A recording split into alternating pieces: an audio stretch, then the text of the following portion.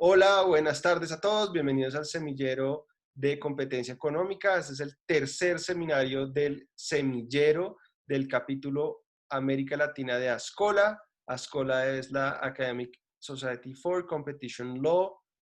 Para la mayoría de ustedes ya la conocen, pero en todo caso les cuento que es una asociación académica que busca estudiar, investigar y profundizar sobre el derecho a la competencia pues en todo el mundo, no solo en América Latina. Este es uno de los tantos capítulos regionales que tiene ASCOLA en el mundo y hemos estado muy activos todo este año organizando eventos virtuales.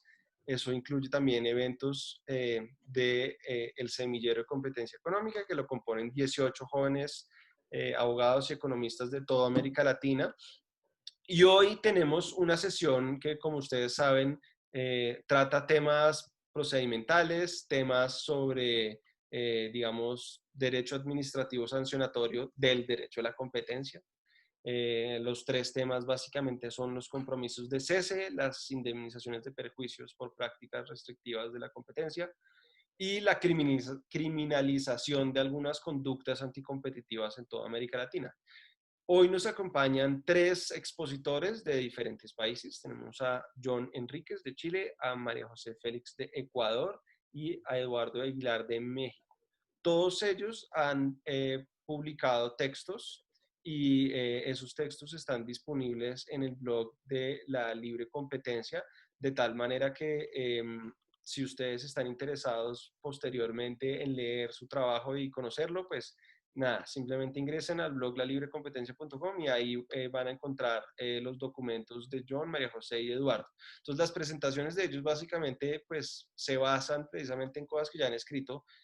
Yo creo que por eso, pues, porque todos los que exponen el marco de semillero tienen un documento a partir del cual hacen las presentaciones, pues creo que por eso es que las presentaciones realmente en general han sido muy, muy buenas. Estoy seguro que hoy no va a ser la excepción, vamos a tener tres excelentes exposiciones y además también contamos con la suerte de que Angélica Navarro, asociada senior en Baker McKenzie Colombia, va a oficiar como comentarista de los tres documentos. Ella ya los leyó, ella va a hacer sus comentarios basados pues, en los documentos. Obviamente los expositores ahora van a priorizar y enfocarse en algunos asuntos, pero pues Angélica, le agradezco muchísimo que se haya tomado el tiempo de leer los documentos y de prepararse para hacer los comentarios.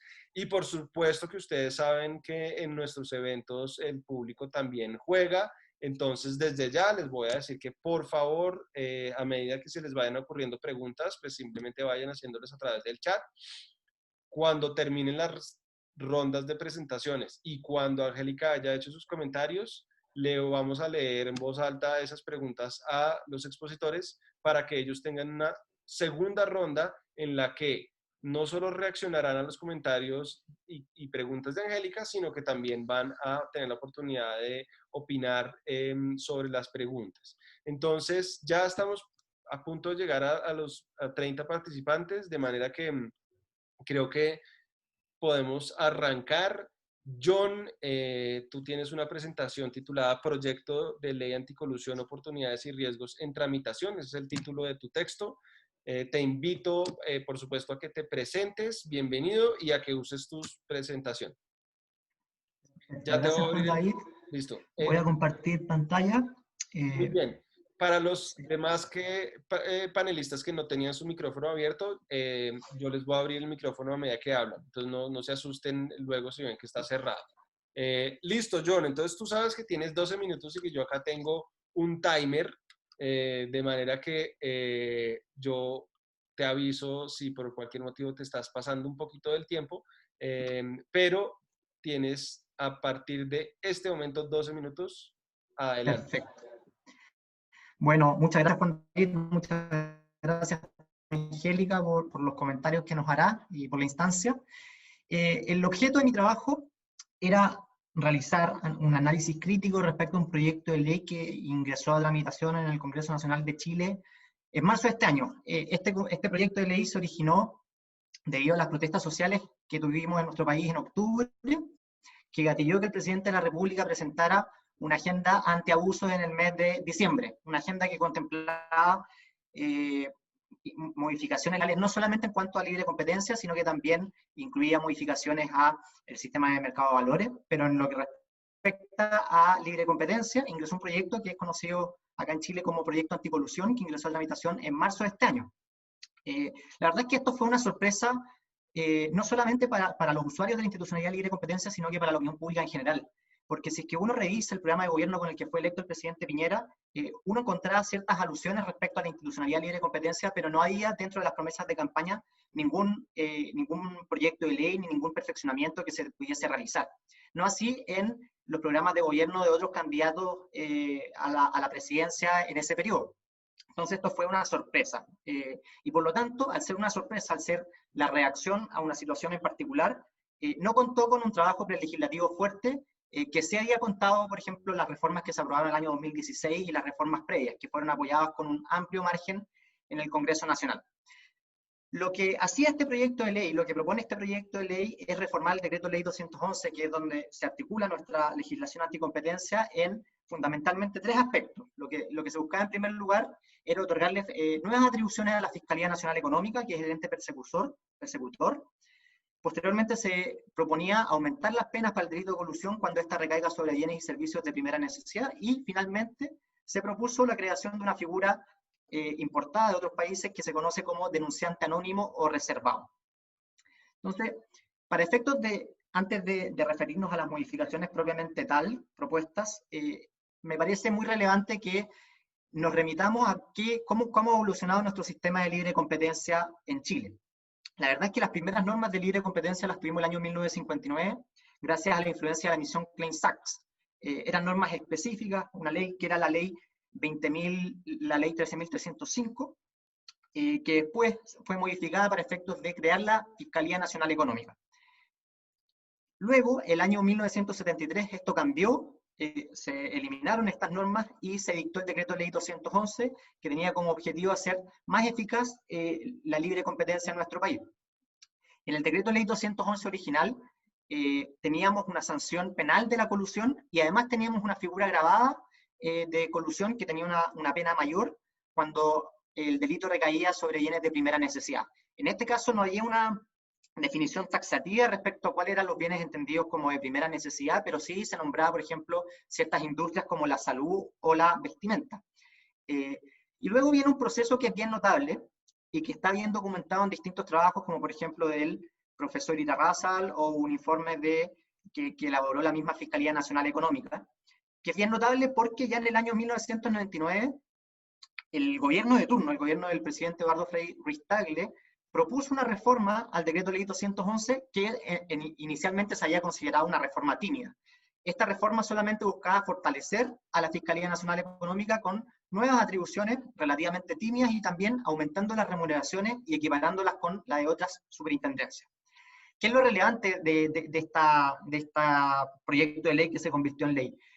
Es relevante porque habían grupos opositores a esta reforma, no opositores per se, pero ellos consideraban que se trataba de una reforma demasiado tímida, que no solucionaba los problemas que tenía nuestro país en ese momento de institucionalidad de libre competencia, y en algún momento estuvieron incluso por desechar la idea de legislar, rechazar la idea de legislar, porque ellos consideraban que se debía avanzar más decididamente en la creación de tribunales económicos especializados.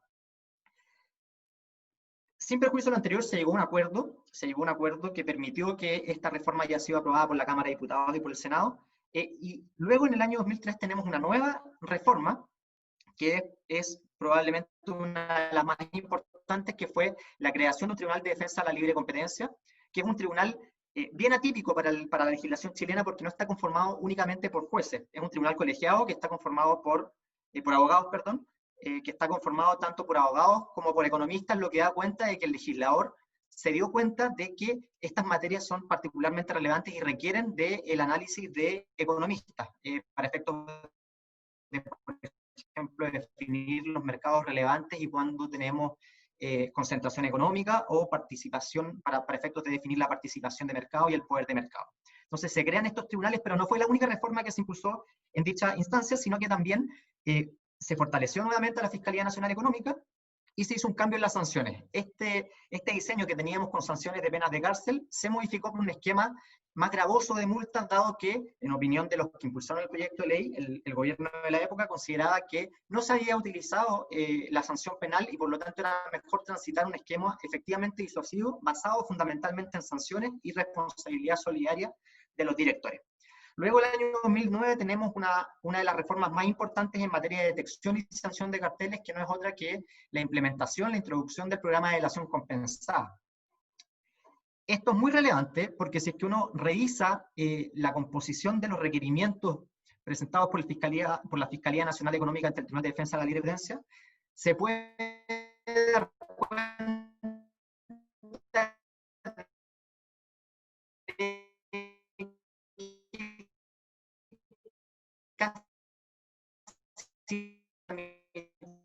a 10 años de siglo, que ha sido administrado eficientemente por la Autoridad de Libre Competencia y que es respetado por los usuarios y por las empresas infractoras de libre competencia.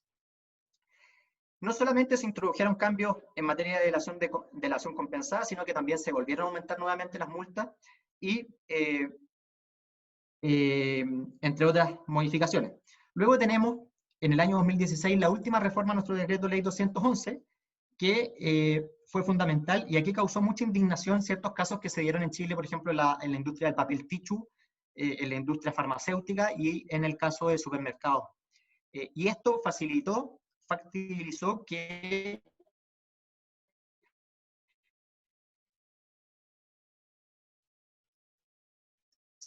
se aprobara una reforma para incorporar la sanción penal, y ahora en Chile tenemos que se puede perseguir la responsabilidad penal de las personas naturales. Respecto al proyecto, yo considero, hice un análisis en cada una de ellas.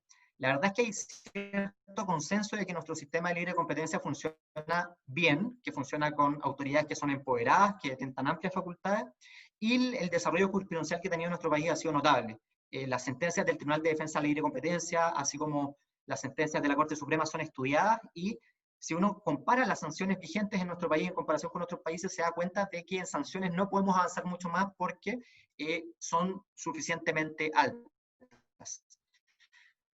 Identifico también riesgo, la creación de la figura del denunciante anónimo y la creación de la figura agravada de colusión.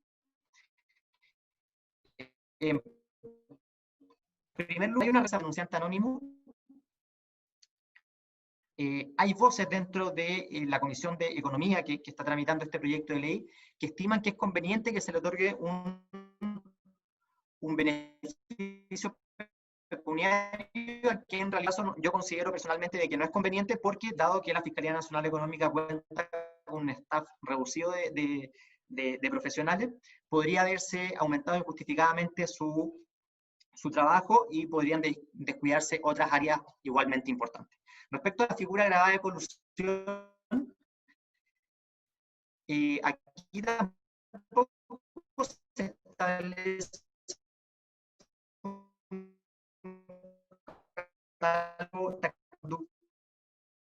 de bienes, por lo tanto, figuras y un desafío en materia de la ELSA. Estimo aquí que puede haber un a la efectividad de la pensada como para los que considero que supuestamente la Fiscalía Nacional Económica que facilitarían la aprobación de estas reformas. Entonces, además considero que es necesario que se evalúe eficazmente la implementación de la ley 20.945. No sabemos si es que efectivamente en cuanto a la persecución de delitos de colusión ha sido eficaz o no. Entonces yo creo que en ese caso es mejor ser prudente y esperar un tiempo más y hacer una evaluación ex ante y ex post mucho más eficiente. Y después se plantea un desafío que yo considero importante, que es ¿qué pasa entre la ciudadanía y los expertos? La verdad es que en Chile hay cierto consenso de que nuestro sistema de libre competencia funciona bien, pero si uno revisa cualquier encuesta de opinión a la ciudadanía, lo primero o dentro de las principales prioridades de la gente o malestar que tiene la ciudadanía es respecto a las colusiones. La ciudadanía en general considera que los sistemas no funcionan bien y que no se sancionan adecuadamente a quienes cometen infracciones, no solamente en materia de libre competencia, sino que, por ejemplo, en delitos tributarios o en delitos de mercado de valores. Entonces, hay un desafío no solamente para Chile, sino que probablemente también para otros países en Latinoamérica, de cómo hacer de que un sistema que es, en principio, prestigioso desde el punto de vista interno, desde el punto de vista de los expertos, lo sea también para efectos de la ciudadanía.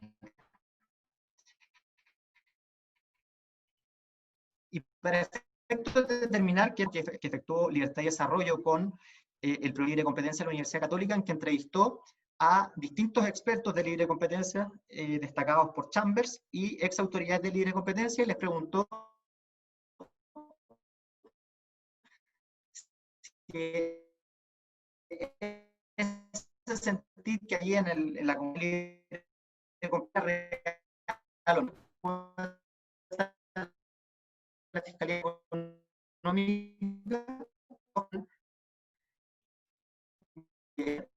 para cumplir con lo que tú ves.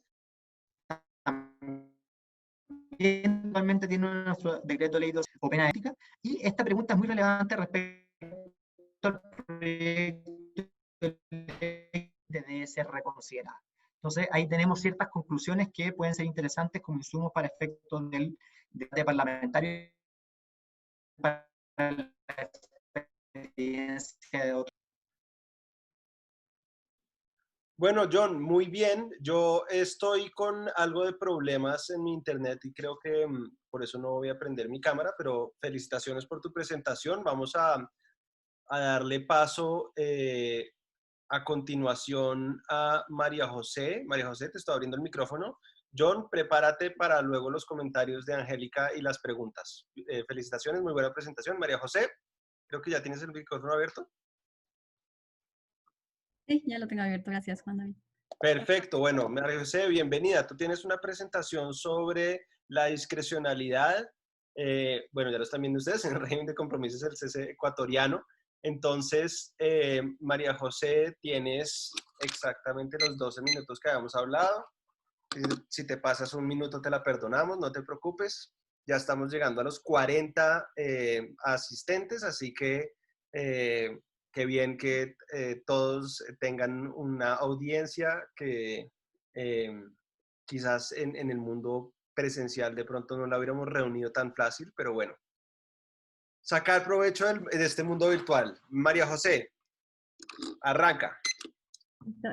Buenas tardes con todos. Muchas gracias, Juan David, por este espacio. Mi nombre es María José Félix. Me gradué de abogada en junio de este año por la Universidad San Francisco de Quito. Y bueno, vengo a presentarles mi trabajo de titulación al que he llamado La discrecionalidad en el régimen de compromisos de cese ecuatoriano. Transgresión a los fines de la Ley Orgánica de Regulación y Control del Poder de Mercado. Antes de comenzar, es importante saber que lidiar con la investigación de una infracción al derecho de la competencia es una labor cada vez más voraz en términos de recursos administrativos. Una forma de afrontar la escasez de recursos, así como de organizar las prioridades de la agencia de competencia, son los acuerdos convencionales entre el operador económico y las agencias de competencia. Uno de estos son los compromisos de cese, los cuales son un instrumento cooperativo entre el operador económico y la agencia de competencia que busca terminar convencionalmente al proceso de investigación y sanción para usar los recursos de las agencias de forma más efectiva. Si bien los compromisos de cese tienen muchos beneficios como aligerar la carga administrativa, existen ciertas conductas que por su gravedad no deben beneficiarse de este régimen, como lo son los carteles. Es aquí donde entra el papel central de la discrecionalidad administrativa, ya que al ser la potestad que permite una mayor flexibilidad y libertad de interpretación y evaluación, permite que sean las agencias de competencia las que determinen en qué casos es conveniente o no que se tramite por esta vía de los compromisos de cese. El problema es que la Superintendencia de Control de Poder de Mercado, que es la agencia de competencia ecuatoriana, ha renunciado a esta discrecionalidad a cambio de un falso sentido de seguridad jurídica, que no solo contraviene los fines de la ley, sino que también desordena las prioridades de la superintendencia y más que nada, y el problema más grave, es que dificulta la lucha contra los carteles. He dividido mi presentación en dos partes. La primera es la discrecionalidad como un mecanismo de interpretación y aplicación teleológica de los compromisos de cese, y la segunda es una explicación de la normativa de compromisos de cese en el Ecuador, haciendo un repaso de las resoluciones de la superintendencia en estos casos. Bueno, vamos con el primer punto. En este contexto, la discrecionalidad hace alusión a la capacidad que tienen las agencias de competencia de elegir sobre un aspecto significativo de un problema. En este contexto es determinar si es conveniente terminar el proceso de investigación y sanción y más bien irnos por el proceso de compromisos de cese. Hay dos momentos en que las agencias de competencia pueden escoger por cuál vía irse. La primera es a inicio, es decir, cuando el operador económico presenta su interés o manifiesta su voluntad de ofrecer un compromiso de cese que ponga a fin a los problemas identificados por la superintendencia. Y el segundo momento, a posteriori, es decir, una vez que se haya hecho una oferta formal del compromiso de cese, la autoridad debe determinar si las medidas complementarias y correctivas son lo suficientemente eficaces para poder dar fin o cesar a la conducta anticompetitiva.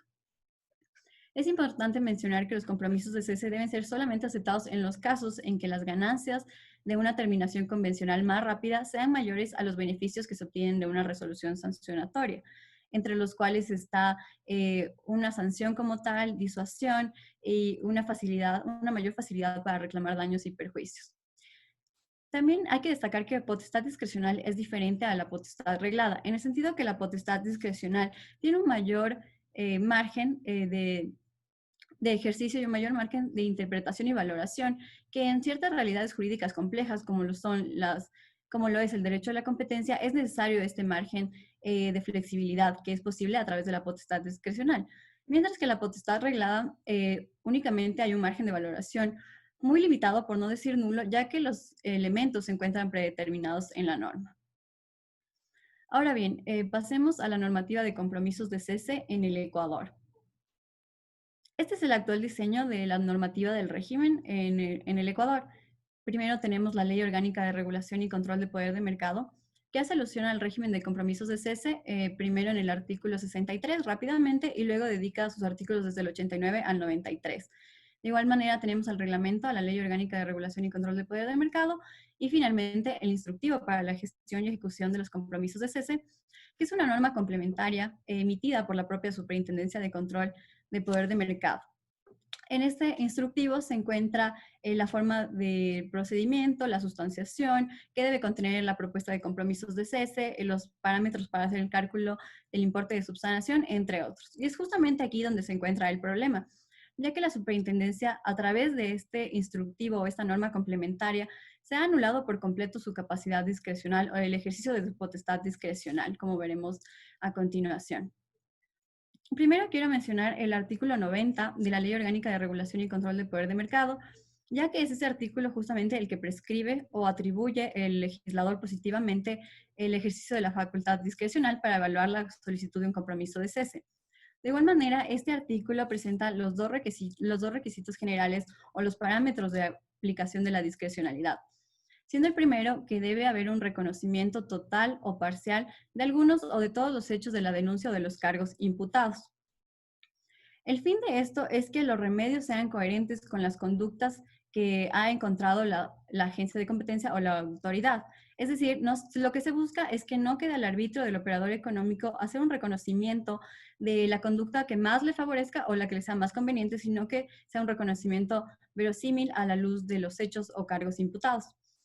El segundo requisito es que se ofrezcan medidas correctivas que permitan verificar el cese de la conducta o de la práctica anticompetitiva denunciada y que garanticen que no serán reincidentes. Ahora bien, volviendo al instructivo para la gestión y ejecución de los compromisos de cese, donde se encuentra realmente la limitación reflexiva a la facultad discrecional, encontramos que si bien el objetivo procesal de este instructivo es otorgar seguridad jurídica al régimen, y tal vez también la intención detrás era tener directrices sólidas que permitan que la discrecionalidad no se convierta en arbitrariedad. El problema es que en la práctica lo que ha sucedido es que el único requisito que toma en cuenta la Superintendencia de Control de Poder de Mercado para aceptar un compromiso de cese es que el operador económico realice un reconocimiento de los hechos imputados. Es decir, se ha reducido únicamente a una verificación como tipo checklist de si el operador económico reconoce que ha realizado estas conductas, se acepta el compromiso. Caso contrario, se desestima. Esto ha traído un grave problema, ya que se está haciendo una aplicación mecánica de los requisitos generales sin tomar en cuenta las circunstancias particulares del caso o las particularidades que presenta cada compromiso de cese o cada conducta anticompetitiva. Ahora bien, esto se puede ver con mayor claridad en el resultado del sistema en las decisiones de la Superintendencia de Control de Poder de Mercado. He realizado un estudio de los expedientes de compromisos de cese que se encuentran públicos en la página de la Superintendencia de Control de Poder de Mercado. Y he encontrado lo siguiente. Primero, que hay 43 operadores económicos que han presentado compromisos de cese. La práctica que más hace uso de esos compromisos de cese han sido las prácticas desleales. Ha habido un total de 30 operadores económicos.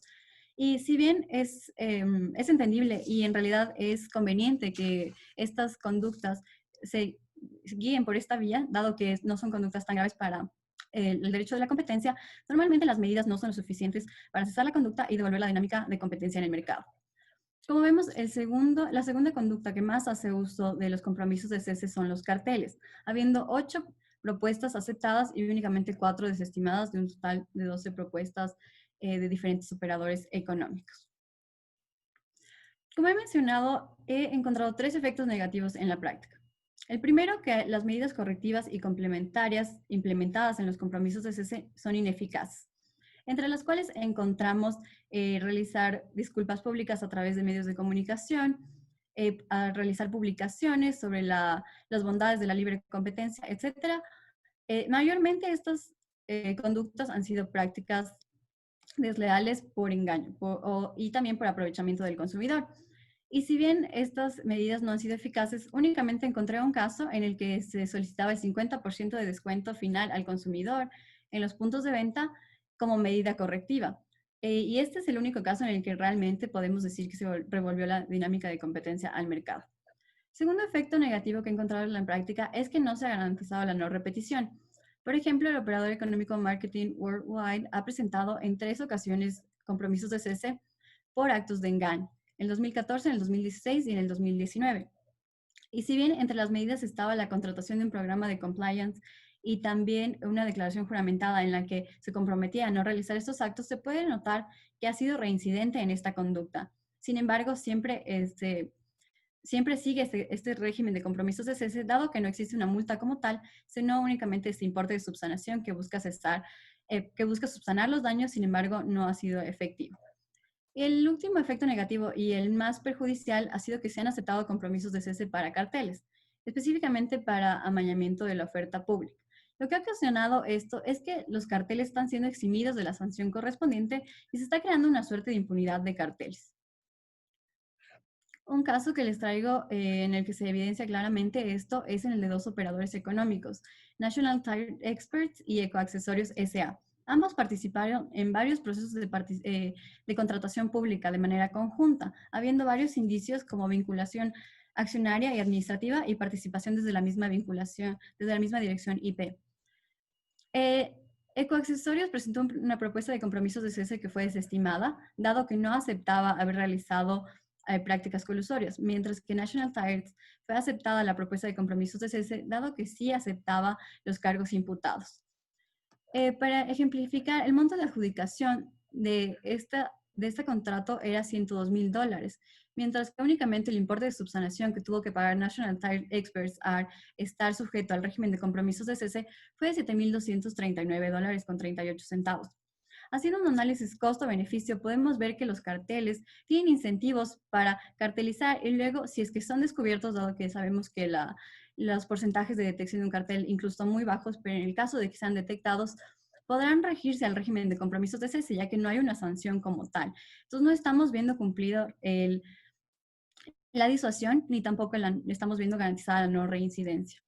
Otro caso de estos es el del operador económico Adolcid S.A., el cual, si bien tuvo que pagar un importe de subsanación más alto, de $61,000, el monto de adjudicación fue de $657,000 con $372. Entonces, como vemos, es una diferencia abismal entre las ganancias por cartelizar y los importes de subsanación que buscan subsanar los daños, sin embargo, no está sucediendo esto. Por último, podemos concluir en que los carteles han encontrado en el régimen de compromisos de cese un salvoconducto al proceso sancionador. e incluso se está debilitando al régimen como un todo, ya que no se está ejerciendo la política sancionadora ni tampoco se está siguiendo las políticas de clemencia que serían más acordes en estos casos de carteles. Como vemos, la discrecionalidad administrativa, en lugar de ser un elemento central en la valoración de los compromisos de cese, ha sido reemplazada por una aplicación mecánica de la ley. Como he mencionado, esos compromisos no capturan el sentido de la Ley Orgánica de Regulación y Control de Poder de Mercado, están contraviniendo sus fines y están debilitando no solo al régimen de compromisos de cese, sino también al derecho de la competencia en el Ecuador. La falta de orden en las prioridades de la superintendencia tiene impactos en las labores actuales de la superintendencia, pero también en el progreso y crecimiento a futuro de los mercados en el Ecuador. Eso es todo. Muchas gracias. Muy bien, María José. Se nota que lo practicaste porque lo hiciste dentro del tiempo que habías dicho que iba a ser, 13 minutos exactamente, así que felicitaciones, muy clara tu presentación. Yo tengo varias preguntas. Vi en el chat que también hay preguntas, también hay preguntas para John, entonces muy bien, va a estar muy interesante. Muy bien, entonces vamos a pasar de Ecuador a México con Eduardo Aguilar. Eduardo, te estoy abriendo el micrófono.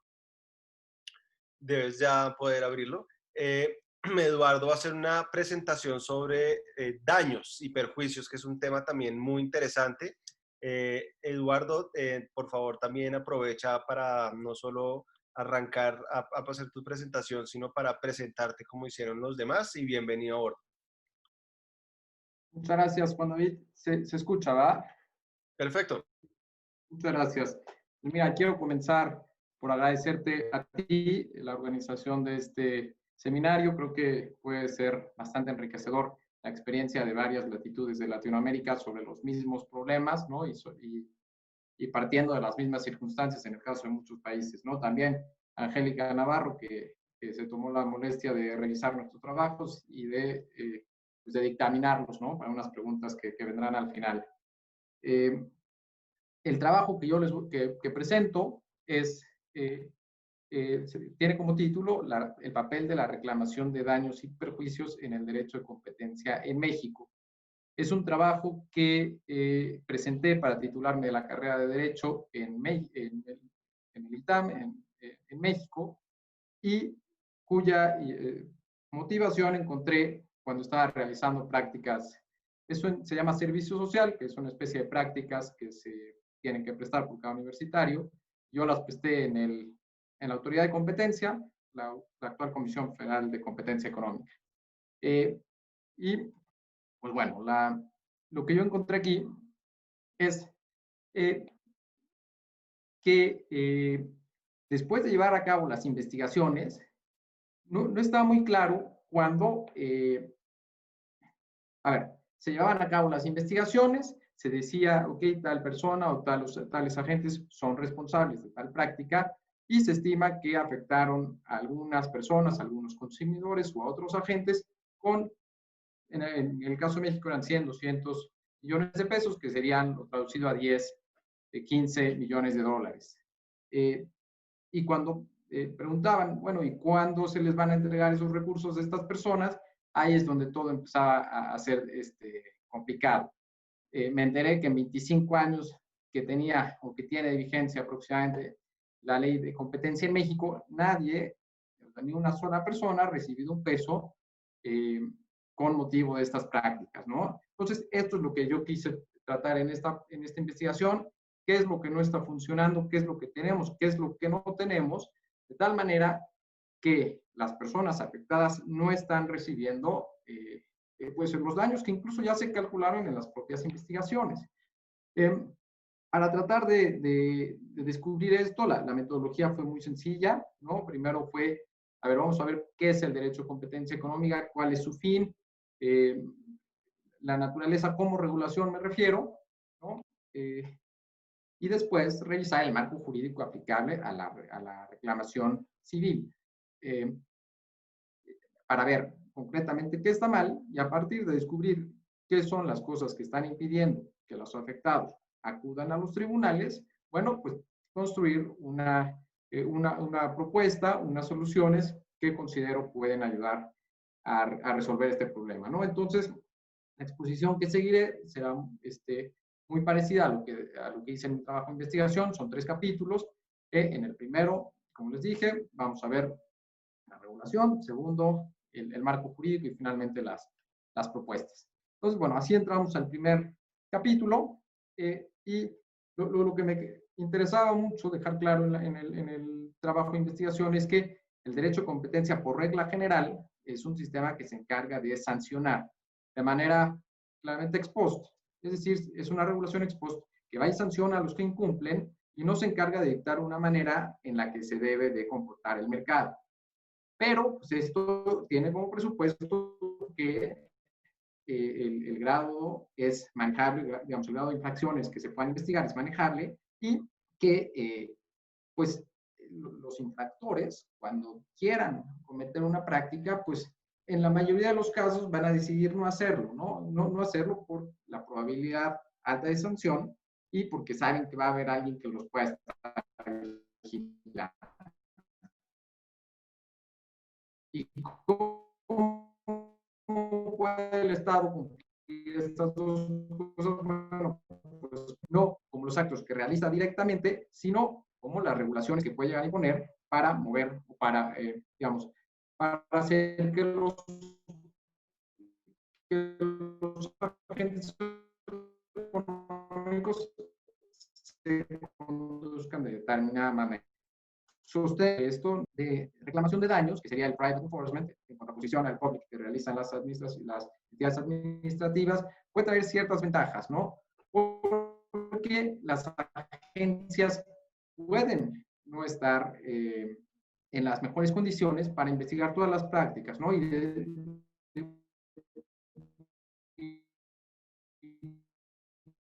Por muchas razones. Una de los vigilantes de todo el mercado, ¿no? O más bien de todos los mercados en una, deficientemente sensibles a las prácticas. ¿Cómo puede ser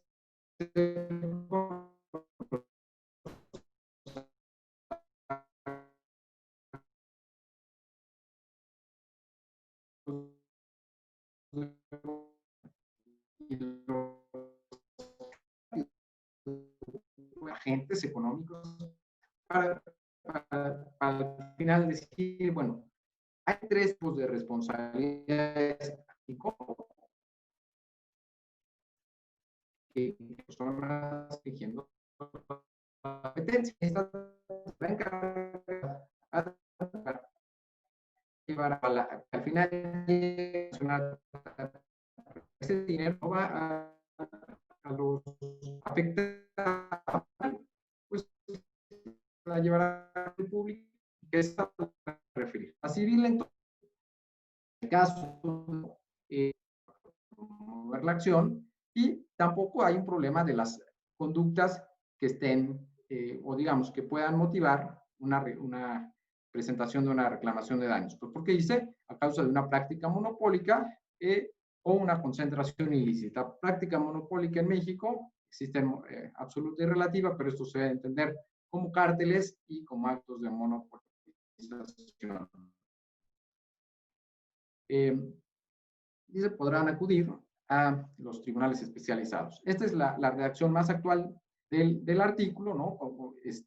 Que forma parte de una legislación que se aprobó recientemente, en 2016, y en el que se cambió de manera muy importante el régimen mexicano de competencia económica. En 2016, y lo digo porque es muy importante para señalar cómo la vía administrativa ha sido muy fuertemente reestructurada para ver qué le falta, pero no así la vía civil. Entonces, en 2016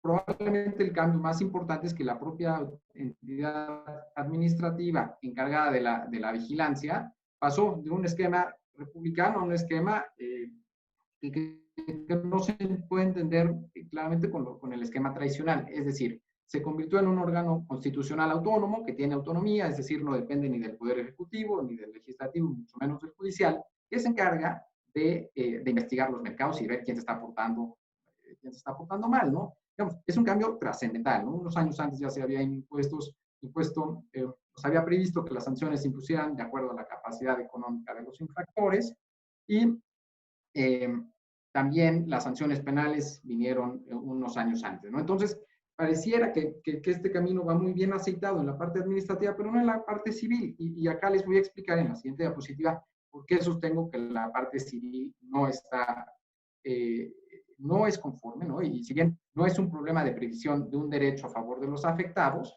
porque, bueno, como les dije, el derecho ahí está y está desde 1992, el problema sí lo es de la construcción, del diseño en el que se permite que los afectados acudan a estos procedimientos.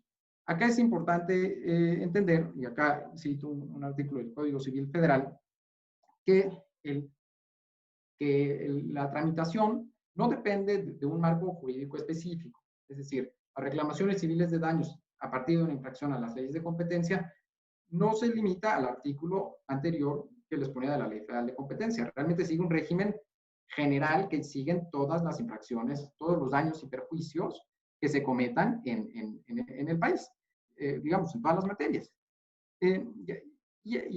Principalmente el artículo que yo creo que limita en gran parte la promoción, pues es aquel que impone que los daños deben ser una consecuencia directa e inmediata del incumplimiento.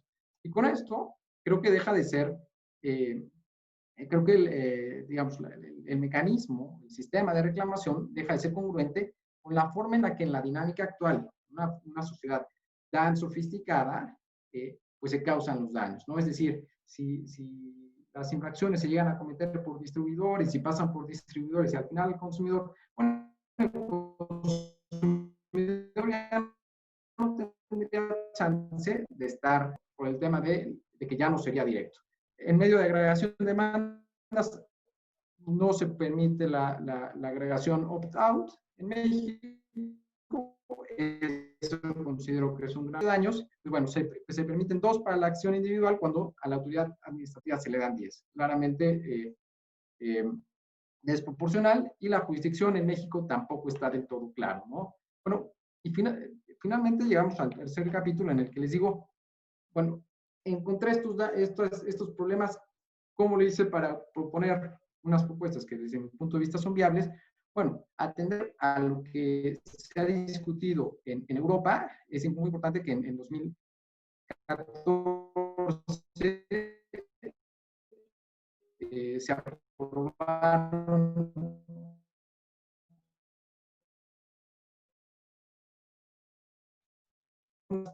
a ver, todos seguras que tratándose de la reclamación con todas estas reglas, y ahí las tomé. También un poco de económico del derecho, porque la tesis fundamental es que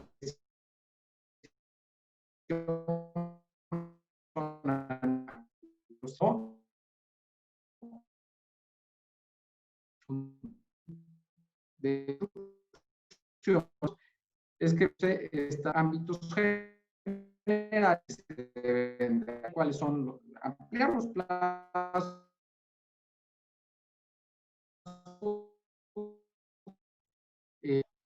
crear puedas saber cosas para los actos que pueda estar llevando de investigación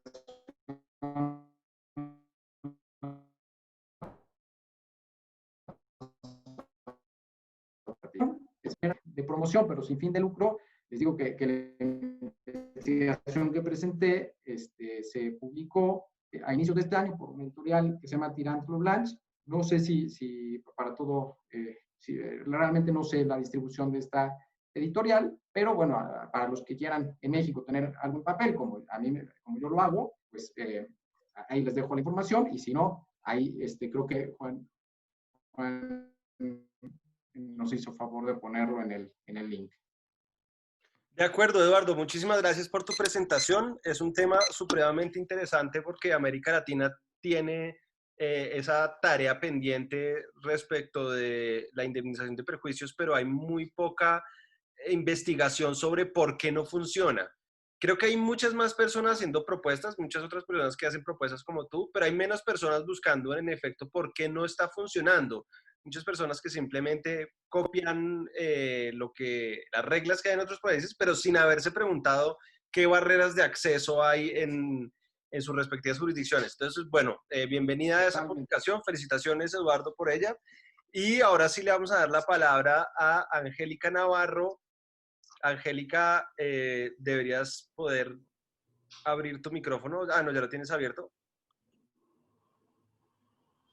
Perfecto, muchísimas gracias. Primero quiero agradecerle a Juan David por abrirme este espacio y a ustedes por compartirme estos documentos que fue fascinante, en verdad, leer sobre temas que en todas las jurisdicciones nos llegan, nos pegan, que quiero que sepan que también en Colombia son temas que nos cuestionamos mucho. Yo trabajé en la Superintendencia de Industria y Comercio y ahora trabajo en una firma de abogados y son preguntas que nos hace pensar es que el derecho a la competencia está en constante evolución y que evidentemente no tenemos las respuestas para todo y que este tipo de documentos que ustedes están haciendo nos hace llevar a que el derecho a la competencia pues cada vez sea un derecho que a todos nos satisfaga, que busque cumplir con los objetivos, que pues principalmente son los consumidores y la eficiencia económica, y que cuando hay una ruptura en el mercado o cuando el consumidor se llega a dañar de alguna forma, pues es cuando nos toca buscar los mecanismos para salvaguardar estos dos fines principales del derecho a la competencia. Entonces, de los documentos que ustedes prepararon, me parece que si bien hay muchas dudas, hay algo que nos comunica y es un vaso conductor, y es que como que la joya de la corona, como para combatir cualquier afectación, es los programas de delación. Entonces, dentro de cada uno de los documentos que ustedes prepararon, resaltan que de una u otra forma, bien sea el compromiso de cese, que puede llegar a desincentivar una delación, o bien sea unas indemnizaciones civiles, también tiene que buscar un justo equilibrio para que tampoco los desincentive. Y también dentro del proyecto de ley en Chile, pues se resalta que este es un elemento fundamental para combatir carteles, que incluso la OCDE lo ha resaltado así. Entonces voy a empezar ahorita por el documento que nos presentó John. Entonces, me parece muy curioso que en Chile este proyecto de ley hubiera salido a la luz como resultado a las revueltas en Chile, porque normalmente cuando esto pasa en Latinoamérica son propuestas y proyectos de ley un poco más enfocados hacia lo laboral, hacia lo social, y es como para calmar los ánimos un poco dentro de una sociedad que está buscando cambios. Entonces me resulta por lo menos paradójico que eso hubiera sido una fórmula del presidente para decir, miren, estamos trabajando en algo, tranquilos. Entonces, esa propuesta me llama mucho la atención y sobre todo también porque nos contabas que de la evolución legislativa, esto también fue en una oportunidad pasada. Y que además en esta oportunidad no contaba con un programa prelegislativo, sino que fue como sacado del bolsillo como para calmar los ánimos. Entonces, eso me pareció muy interesante. Y lo otro es que se vuelve sobre el punto del sistema de delación compensada, que ha sido algo que es muy respetado por los usuarios y por el pueblo, y que es un consenso que funciona muy bien en el sistema. Entonces, para ti, algo que me gustaría entender es si de tu perspectiva esta reforma es una reforma algo así como populista, como para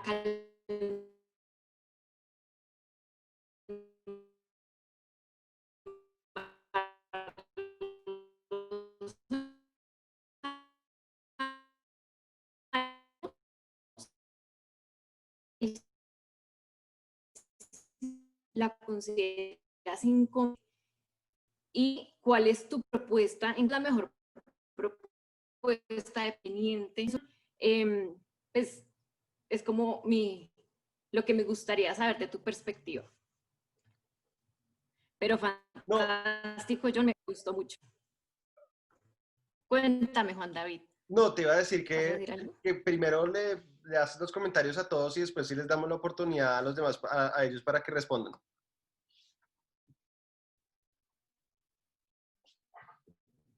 Perfecto.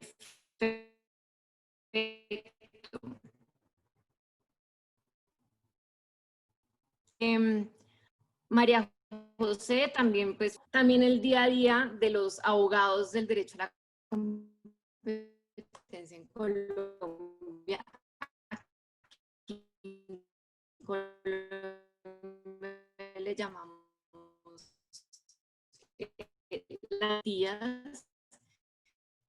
Y les cuento un poquito la evolución, entiendan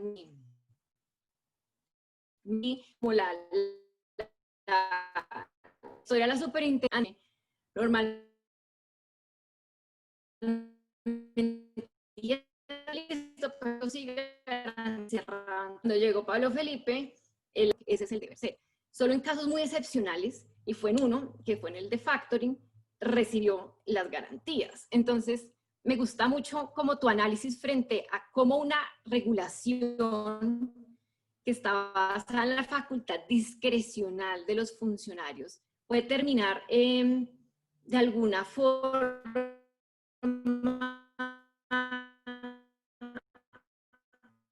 mecánico y reflexivo de las normas. Muchas veces digo, nosotros no somos unos simples operarios jurídicos, nosotros tenemos que revisar la ley y mirar cómo esto aplica, cómo no aplica y cuál es el deber ser de cada cosa, cuál es el bien jurídico tutelado que estamos acá protegiendo. Entonces, pues me gustó mucho esa crítica que le hiciste. Sin embargo, pues lo que señalabas es que el objetivo básico, me gustó también como los objetivos básicos que señalaste que tener es instructivo, ¿no? Pues uno lo que genera es seguridad jurídica y muchas veces lo que uno genera es un exceso de regulación. Entonces tu propuesta de contengan medidas efectivas para corregir esas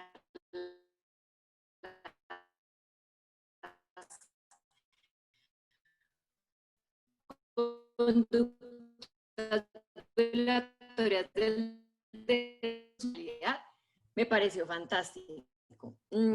Entonces, eso lo quiero resaltar, que me gustaría preguntar a ti es, lo que nos decías es que en cuanto a términos de la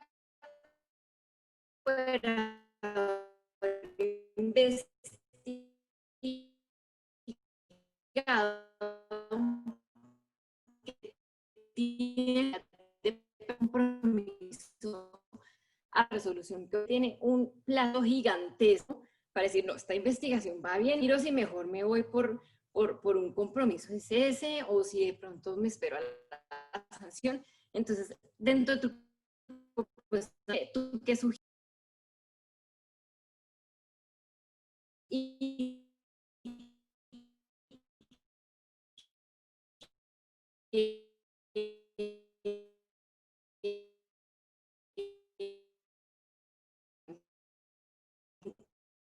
Muchas veces una delación, violar.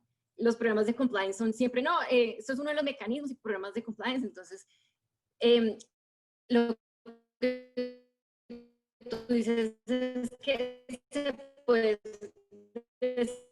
desincentivar. Entonces, me gusta que estos dos mecanismos coexistan en el sistema y que uno no termine de carteles. Uno dice que será satisfactorio para la autoridad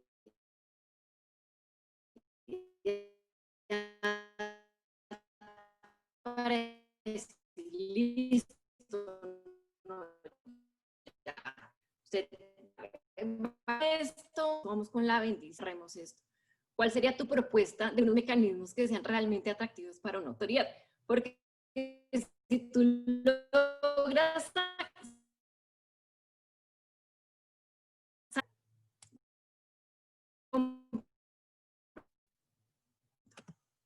y finalmente, Eduardo es un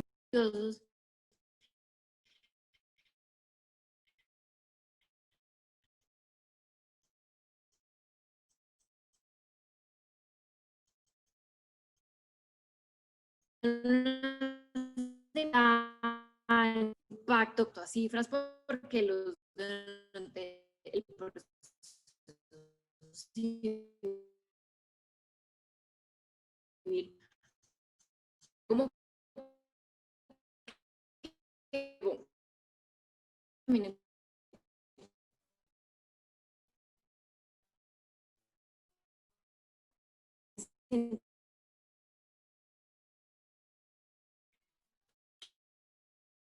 entonces, pues sí fue muy interesante ver cómo esto se replica en las jurisdicciones a nivel Latinoamérica. Entonces, otra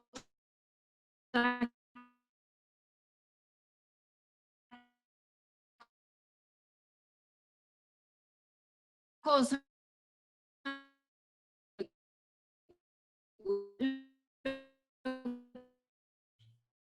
en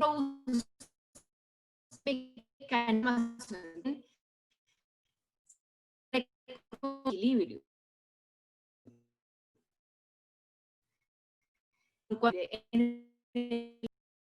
Entonces, yo sí quisiera saber cómo buscar ese punto medio para incentivar a que los clientes y que los agentes del mercado digan, si bien hay riesgos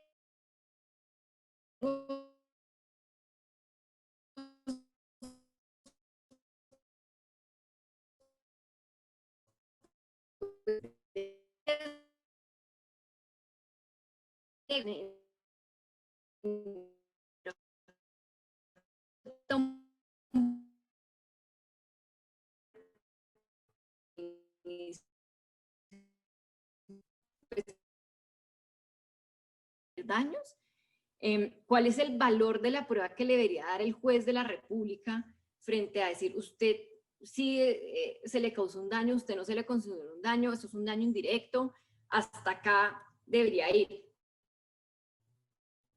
Entonces, pues nada, esos son mis comentarios. Nuevamente, felicitaciones, lo disfruté mucho. Yo por acá voy a ver que Juan David me escribió, no sé si estás por ahí, Juan. Estoy aquí, tengo una pésima señal, entonces si se me corta o algo, Angélica, porfa, me das una mano. Claro que sí, con las preguntas. Bueno, pero yo aquí tengo las preguntas, voy a leerlas en voz alta las que tengo.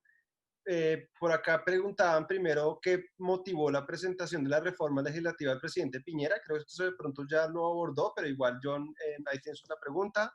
Una para María José de Guillermo Villar. Guillermo pregunta, ¿el compromiso de cese es similar a una conciliación, un arreglo?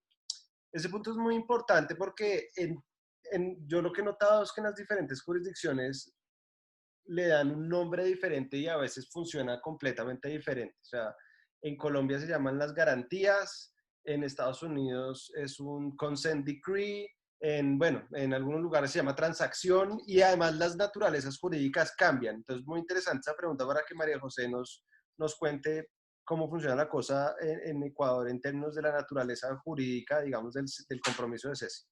Otra pregunta para John desde Ecuador. Dice, normalmente no hay certeza de la emisión del proyecto de ley de un parlamento ni de su calidad. ¿Sería pertinente hacer un análisis que señale que la potencial mejora de la ley supere los riesgos de que en la tramitación de la misma se disminuya la calidad de la ley que se aplica actualmente? En otras palabras, Carl está preguntando si vale la pena tener un análisis de impacto normativo. Victoria Vergara también le pregunta, John, en caso de que la autoridad cuente con suficientes funcionarios, en este escenario, ¿sería eficiente entregar al denunciante algún tipo de retribución económica? ¿Existe algún escenario en que sería viable? Carlos Veraún pregunta, ¿en Ecuador los compromisos de cese en carteles tienen que ser suscritos por todos los imputados o puede ser aplicado solo por algunas de las partes del cartel? Y para mí, María José, otra pregunta, la propuesta sería que importe la subsanación económica debe ser más elevada. Angélica, hay más preguntas que a mí creo que se me borraron por lo que se me estaba dañando la señal. La última que yo leí es de Javi Freire para María José. ¿Tienes el micrófono? Bueno. Perdón. Perdón, realidad virtual. Tenemos una pregunta para Eduardo de José Luis Evaristo Villegas y es si consideras que debe fomentarse una cultura de reclamación de daños por la propia autoridad de competencia. ¿Consideras que falta un incentivo suficiente para que una persona afectada vaya sola o inicie la acción colectiva por daños de ese tipo? Y por acá tenemos una de Michelle Jiménez para María José. Nos pregunta, ¿qué incentivos pondrías en la normativa de compromiso de cese para que exista mayor disuasión de las conductas y menor reincidencia? Listo. Y yo agregaré una para Eduardo que también está un poquito relacionada con la que le hicieron y es si también no se requiere que haya un mercado de abogados dispuestos a presentar esas demandas de reclamación de perjuicios, porque para los abogados que se dedican a defender empresas, por lo que yo he hablado con muchos de mis colegas en mi país y en otros, pues a veces puede resultar incómodo tomar, digamos, el rol de empezar a ser quien presenten demandas de indemnización de perjuicios. Entonces, en ese sentido, pues vemos en lugares como en Estados Unidos donde sí hay un mercado y digamos, un pool de abogados a los que cualquier persona podría, digamos, solicitar sus servicios, pero la pregunta es si en nuestras jurisdicciones pasa lo mismo en cada uno de nuestros países. Entonces, John, te estoy abriendo el micrófono para que comiences con tus 5 minutos para reaccionar a los comentarios de Angélica y para responder las demás preguntas. Juan, se estás cortando.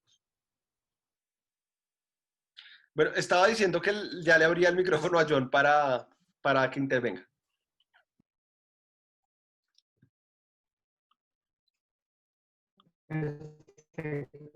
Relacionada con la primera pregunta, respecto a de que cada vez que hay un momento de crisis en Latinoamérica, la respuesta de los gobiernos suele ser programas sociales o ayudas sociales, medidas de esa índole.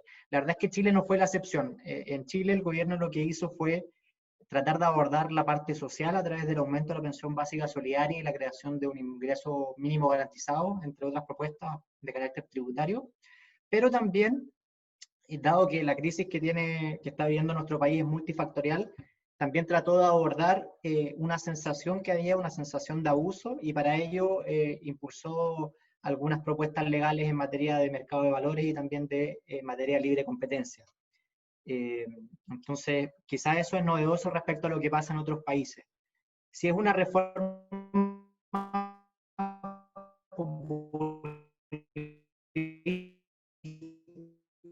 o no, yo creo que en el foro interno del gobierno no están 100% convencidos de la necesidad de este proyecto de ley y por lo mismo no lo han impulsado con la fuerza que sí han impulsado otros proyectos de ley, justamente porque consideran que hay riesgos importantes no en el proyecto de ley propiamente tal, sino que en otros elementos que podrían aprobarse en la misma reforma, justamente porque no hubo un trabajo prelegislativo como sí se vio en las reformas previas, y durante el periodo de audiencia de la tramitación de esta reforma, los expertos que fueron invitados a exponer, en su gran mayoría han señalado que hay riesgos importantes en la materia.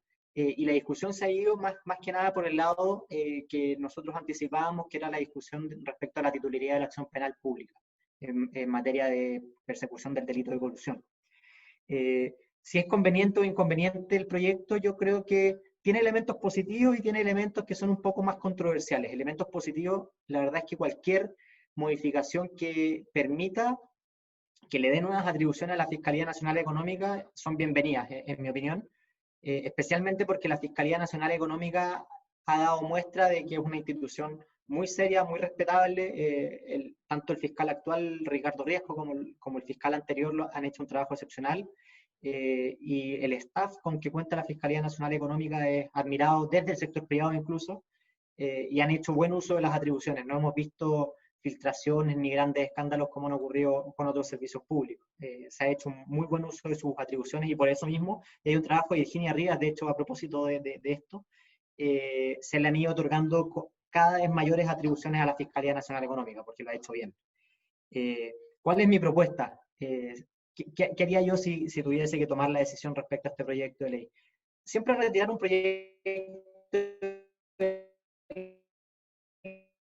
ley que aumenta que se convoque a una comisión de tenemos que está funcionando bien y que no solamente nosotros estamos convencidos que se está haciendo bien, sino que otras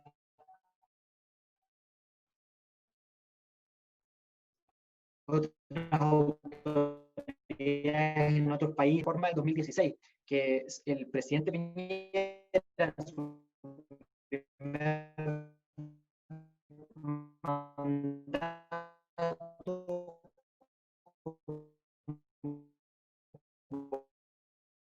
fue conocido dirigida por un Edgar desde el punto de vista de los mismos gobiernos y un modelo que se ocupó mucho en Chile en la década de los 90 y parte de su iniciativa a comisiones técnicas y que esas comisiones técnicas puedan llegar a acuerdos previos que permitan que se implementen políticas públicas de la mejor calidad posible. Respecto a la segunda pregunta del análisis de impacto normativo, la verdad es que es complejo porque en Chile, y eso puede pasar en cualquier instancia, en cualquier momento de la tramitación legislativa. Incluso hasta el segundo trámite constitucional. Y si bien el Ejecutivo tiene, por lo menos en Chile, la atribución de ingresar vetos supresivos para tratar de mitigar estos efectos negativos, justamente desde el punto de vista político, a veces que desde el punto de vista público puede ser adecuado para el país, como por ejemplo aumentar las sanciones o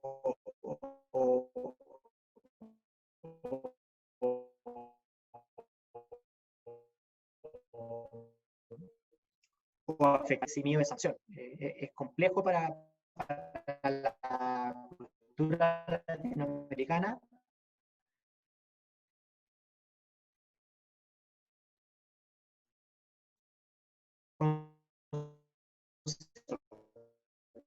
Desde ese punto de vista,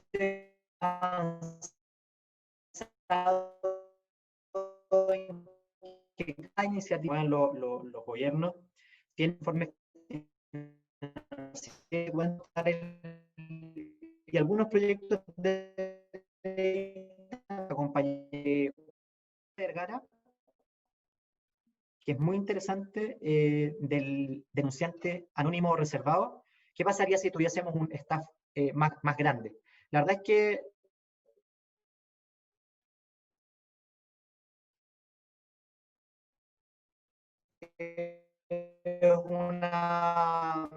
redujo considerablemente los ingresos fiscales de nuestro país y por lo tanto y ahora se está tramitando la ley de presupuesto en nuestro país. La inmensa mayoría de los ministerios u oficinas públicas han visto reducidos los recursos con los que va a contar el próximo año, salvo en materia social.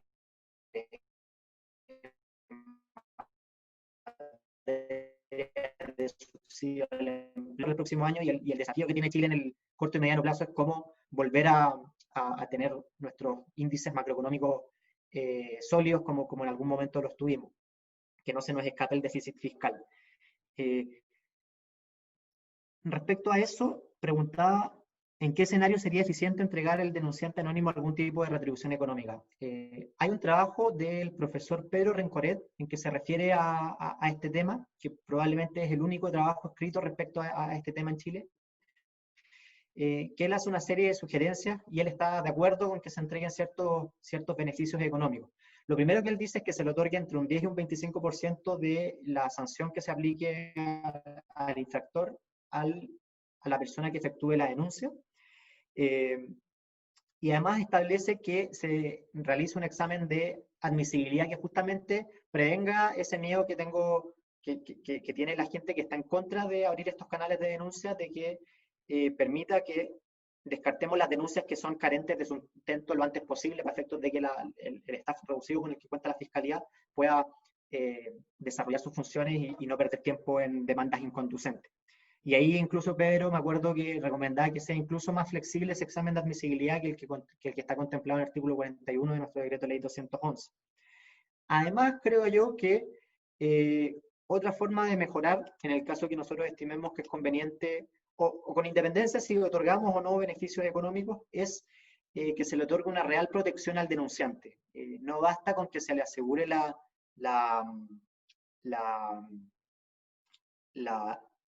su identidad, de que su identidad no va a estar en peligro, sino que también se le otorgue protección de carácter laboral y que se eviten represalias por parte de empleadores o competidores o el sector donde él se desenvuelva. En ese escenario yo creo que sería viable y la verdad es que en la experiencia del Reino Unido podemos sacar buenas lecciones respecto a cómo ha funcionado el tema del denunciante anónimo reservado. Pero dadas las circunstancias actuales de Chile, sigo creyendo que no es conveniente que se otorgue una recompensa por el momento. Muy bien, John. Te tomaste un poquito más del tiempo, pero estuvo muy interesante, así que te dejé seguir hablando sin problema. Muchas gracias nuevamente por tu presentación y por tus respuestas. Le vamos a dar paso ahora a María José. María José, por favor, sigue adelante con tu presentación, con tus respuestas. Ya. Muchas gracias, Angélica, por tus comentarios y tus preguntas. Son muy buenas y yo también me las estaba preguntando mientras he investigado y he escrito este trabajo de investigación. Bueno, antes que nada, para empezar con la primera, el momento adecuado para presentar un compromiso de cese, si bien yo mencioné que no me parece que es pertinente que sea hasta antes de la resolución de la autoridad, porque hay este gran lapso de tiempo en el que el operador económico puede justamente eso, decir, bueno, que también me está yendo en ese proceso, qué tan fuertes son las pruebas que han encontrado en mi contra.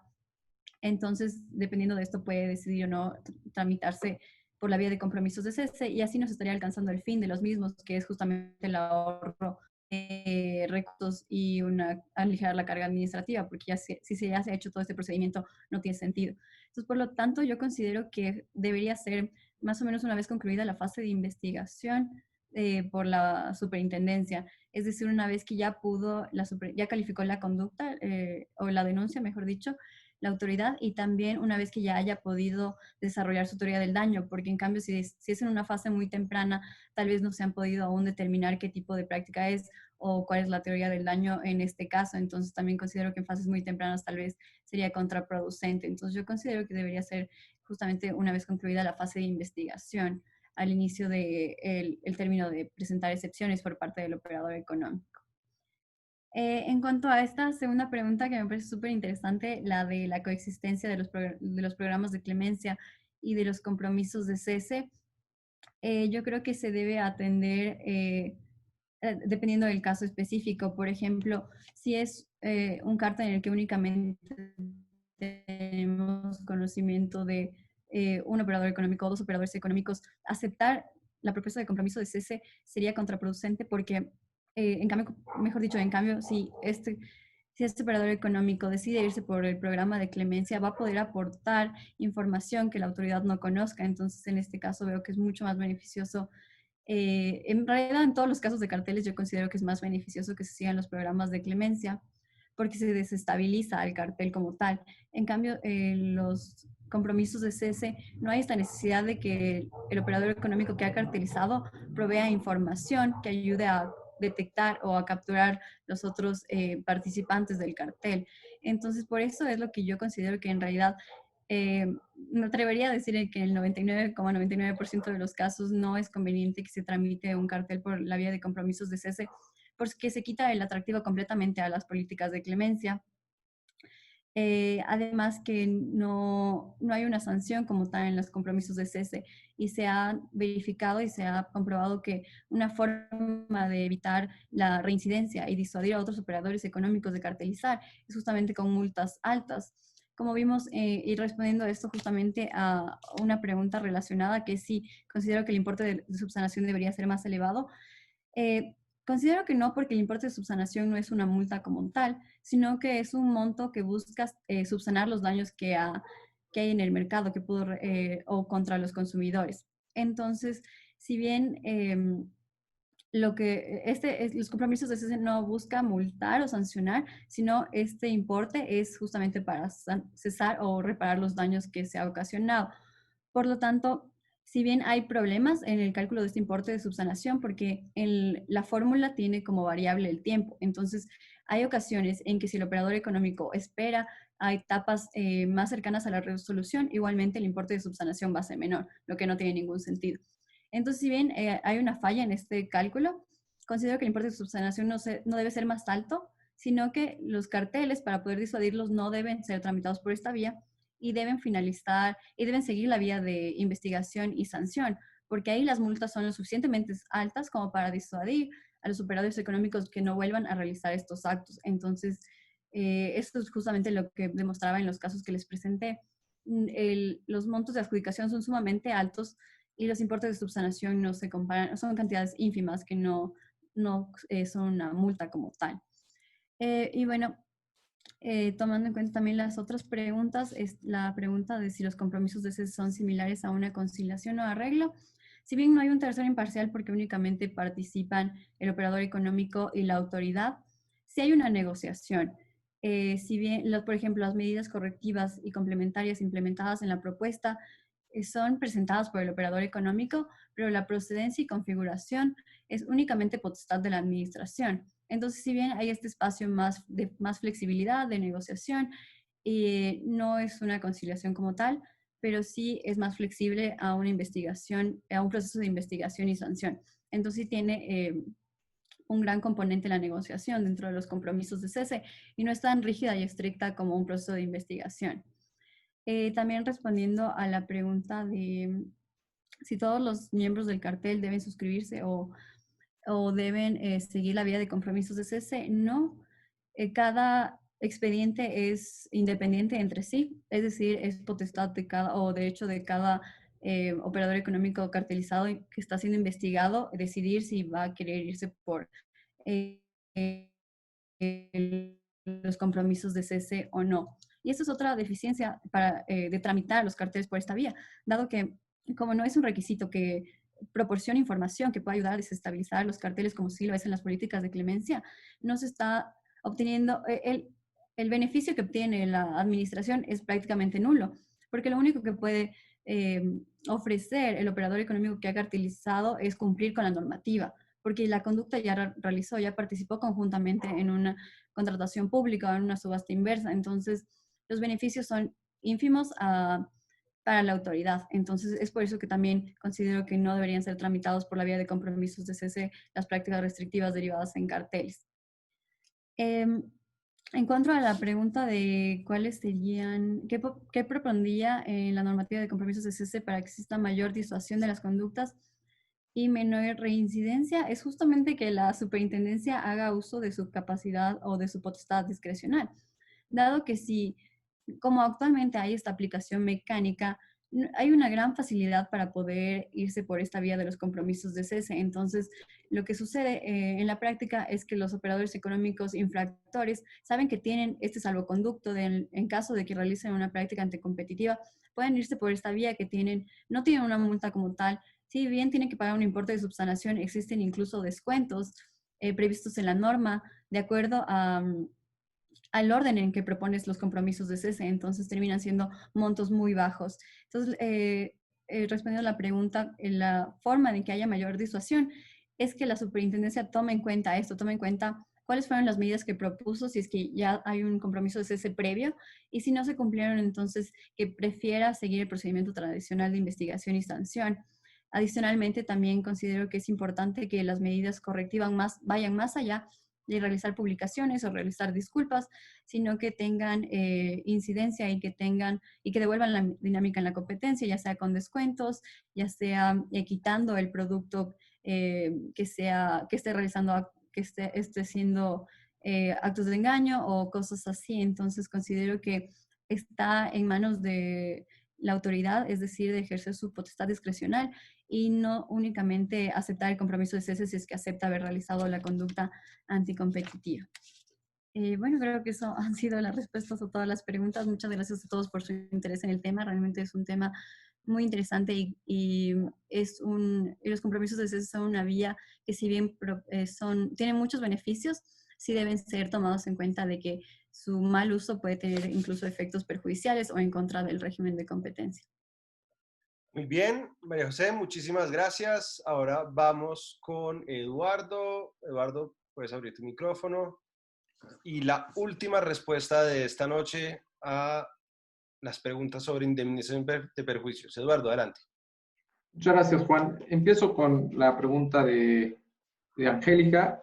Creo que va muy en el sentido, en algo que yo también noté al momento de hacer la investigación. Hay una resistencia muy importante en todos los países, digamos, no solamente en los países que como México empiezan a tomar en serio la política de competencia económica, sino también en países que tienen estos sistemas desde mucho tiempo antes, como Estados Unidos, ¿no? En Estados Unidos en los últimos años ha habido una revolución en el sentido de que se empieza a cuestionar más las acciones colectivas que tengan este sistema opt-out en el que todos están incluidos, a menos que se decidan excluir expresamente. También en Estados Unidos empieza a ser materia de cuestionamiento el que los afectados por una práctica a la competencia reciban 3 veces el daño, ¿no? Se estima que es exorbitante, que fomenta lo que bien citaba Angélica, pues demandas por ahí sin méritos, los llamados tax on success, que es que pues al que le está yendo bien, aunque no se esté portando mal, pues van y lo demandan con tal de sacar dinero o de plano con que no sea tan agresivo en el mercado, ¿no? Y fundamentalmente ese es un tema que hay que cuidar mucho, ¿no? Las demandas estratégicas que podrían llegar a promover los competidores haciéndose pasar por consumidores afectados, solo con la intención de obtener información sensible. Entonces, esos son, como bien lo dicen, razones muy justificadas para que no se haya empezado a la par un fuerte desarrollo de las facultades administrativas y un sistema de reclamación de daños. Yo también así lo creo. Europa no por nada se tardó para sacar la directiva que les dije en 2014, no por nada se tardó casi 10 años, ¿no? A partir de su primer estudio que se llama el White Paper, el Green Paper, después el White Paper y finalmente la directiva, ¿no? Digamos, son todas estas justificadas, pero mi punto de vista es, a ver, estoy de acuerdo, hay que tener cautela, hay que ver cómo calibrar esto, pero tengamos en cuenta el único sistema para compensar a las personas que ya fueron afectadas es la reclamación civil. Y por eso lo pongo así, ok, a ver, tenemos que cuidar, sí, que los programas de clemencia tengan, que se mantengan, ¿no? O porque lo relacionado con este tema de información, bueno, pues ya nadie se va a querer meter a los programas de clemencia a los cárteles, ¿no? Ya no va a haber este incentivo. Si dicen, oye, me van a hacer dar toda mi información y después le voy a poner en bandeja de plata a los consumidores o a competidores o a otros agentes económicos que me vengan a demandar. Entonces, y que conozcan mi información sensible y demás. Entonces, es claramente un problema que puede existir. Por eso, lo que descubrí en esta investigación es que no es tan fácil, más bien, lo más fácil es decir que está mal. Lo difícil, lo realmente complejo, es construir una solución, porque la solución tiene que estar bien calibrada. Si le mueves tantito por acá, se puede caer uno de los programas más importantes para las autoridades de competencia, como es el de clemencia. Entonces, sin duda que es muy importante. Y pues, ¿cómo ayudar un poco esto? Ya apurándome un poco para que no me come el tiempo, es ¿cuáles son las soluciones que yo puedo advertir más o menos? Bueno, ok, que sí se permitan acciones colectivas, no siempre de manera con este espectro muy genérico de opt-out en el que todos se incluyen en una demanda, que sí se pueda permitir, pero en casos excepcionales, como lo hace el Reino Unido. Reino Unido le presentan al juez la solicitud de hacer esta reclamación a nombre de todos, y el juez es el que valora si sí o si no. Y hay varios parámetros en los que se dice, bueno, tiene que venir de abogados renombrados o de una organización de alguien que pueda juzgarse y que se pueda decir, bueno, esta persona no es un abogado que nada está buscando ver quién le saca dinero, ¿no?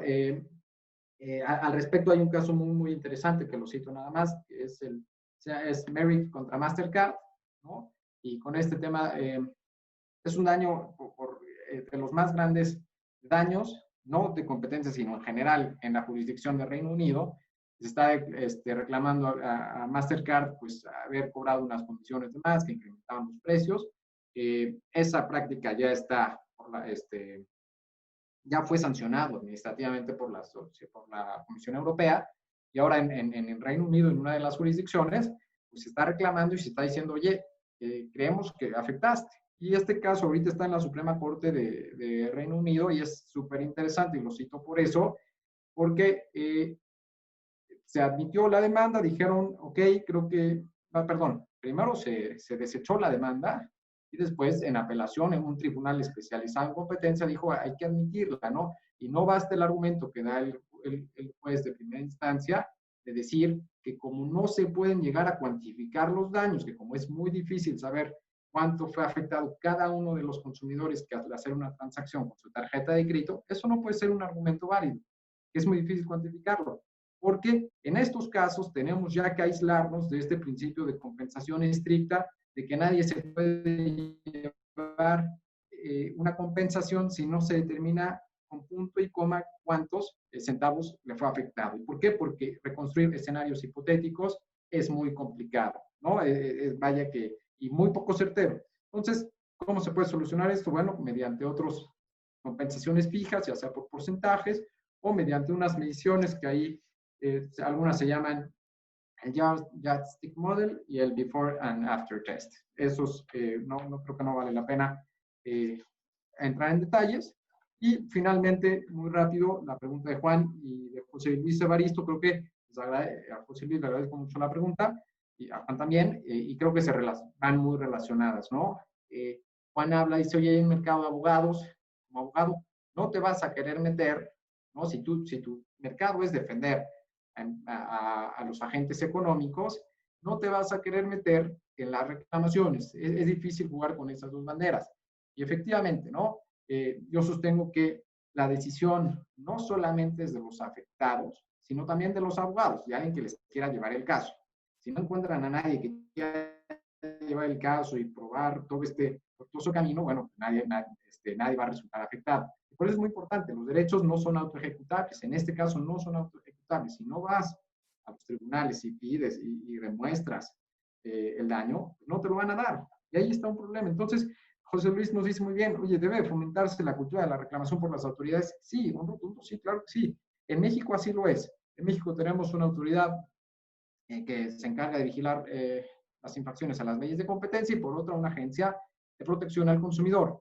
Esta ha sido mucho más activa en el sentido de tienen legitimación para promover las acciones colectivas, y así lo han tratado de hacer, aún no en materia de competencia económica, en otros casos de relaciones de consumo. Pero creo que sí, o sea, precisamente ante la falta de incentivos es de vital importancia que las autoridades empiecen con este camino, se puedan empezar a desarrollar criterios jurisprudenciales que sobre todo, y eso sí es muy necesario, que con cambios legislativos puedan llegar a impulsar esta reclamación de daños, que como sostengo, y es la tesis principal del libro, que si tenemos un sólido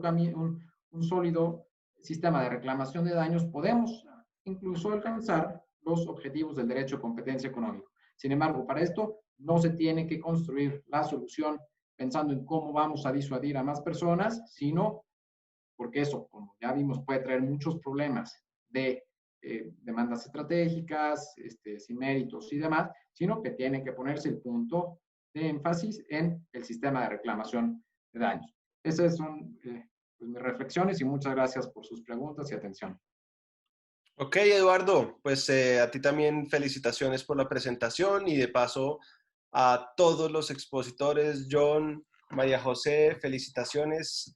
Angélica, muchísimas gracias por haberle sacado tiempo a haber hecho estos comentarios a los escritos y a las exposiciones. Yo veo que por acá en el chat todavía siguen escribiendo por si los expositores tienen curiosidad. Hay unas hay comentarios y preguntas. Y bueno, pues hoy termina entonces de esta manera nuestro tercer seminario del Semillero de Competencia Económica. No los quiero dejar mucho más tiempo acá. Ya es tarde, por ejemplo, en Chile. Ya, John, es hora de que vaya a comer algo porque creo que son las 8:30 o algo así. Entonces, muchísimas gracias a todos por asistir. Próximamente les voy a contar acerca de la próxima sesión que vamos a tener tanto de los seminarios regulares periódicos de Ascola como del semillero. Y que bueno, que tengan una muy buena tarde. Nuevamente, muchas gracias. Chao, que estén bien. Nos vemos en la próxima. Chao, muchas gracias por la invitación. No, muchas gracias, Juan David, muchas gracias, No. Angélica. Muchas Gracias. gracias a todos. Gracias, gracias a todos. Con mucho gusto. Chao, que estén bien. Chao.